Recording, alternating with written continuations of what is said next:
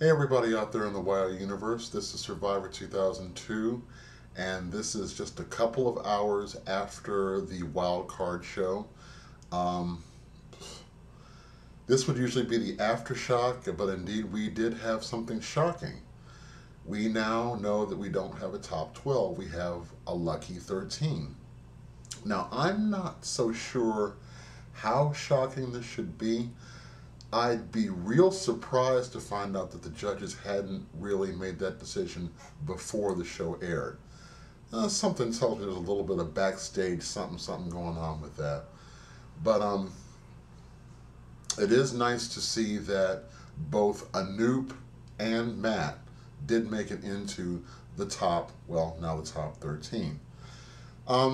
As far as the rest of the show went, not a whole lot of shocks there in terms of what we knew was going to happen. We knew people would have learned their lesson and come back and picked much better songs than they did before when they almost went bye-bye permanently.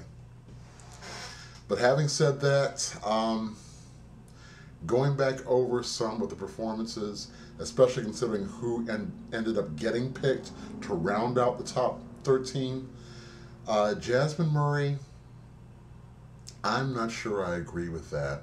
I mean, Reflections is a song that has been killed and slaughtered and murdered over and over again in different versions on different seasons of the show.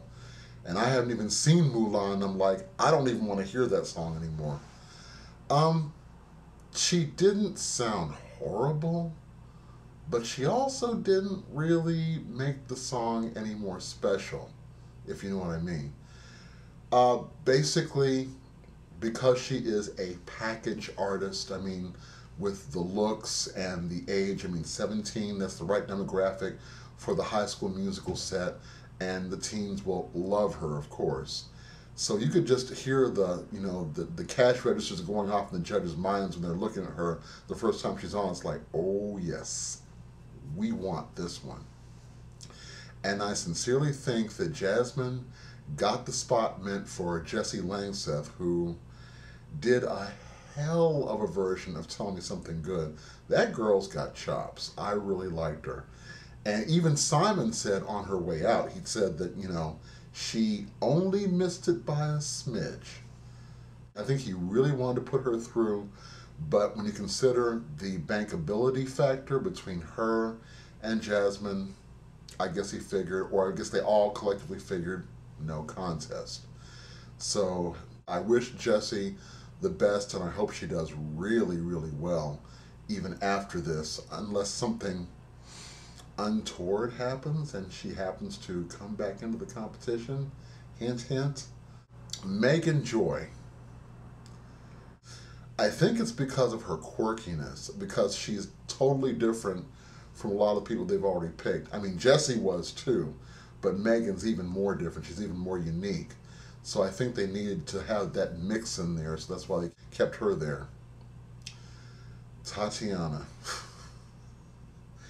Did we expect anything different? I think not. I mean, the whole drop to your knees and sob in front of the judges' table, oh my goodness.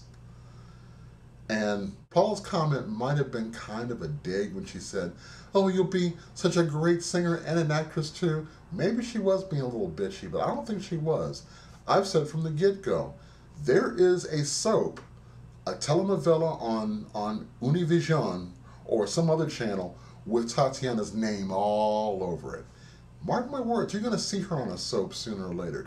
Trust me. She'll be a great soap opera actress. She's got the chops. We know that by now. The rest of the people that performed, not sticking in the memory banks right now, because I'm just so happy that Anoop and Matt got through. Although somebody needs to go backstage and knock the stylist upside her head or his head for that horrible, god-awful Quentin Crisp meets Justin Timberlake getup that they put him in. It's like the hat and the scarf weren't working it.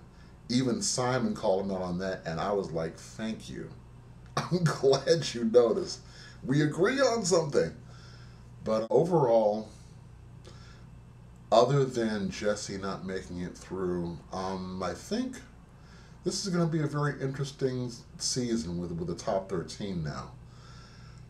As far as front runners go, that's anybody's guess right now, and I still wouldn't dare try to handicap that this early on in the game. But I'm liking Anoop, Lil, Danny Goki, Matt, and who else? Let's see. That's basically my top four right there. I can't really think of anybody else I'd put into a top group, so to speak, unless they blow it out the box next week and do something that nobody's expecting. But those are the four in the running right now to be the final four. And I can't think of any other reason why they wouldn't be, unless, one of them picks a song that's just so awful and so not them, and then performs it kind of like Tatiana having histrionics. Yeah. They do it that way, they're guaranteed to take it home. But this should be interesting. So that's the Aftershock. Have a good weekend, and I will talk to you soon. Take care.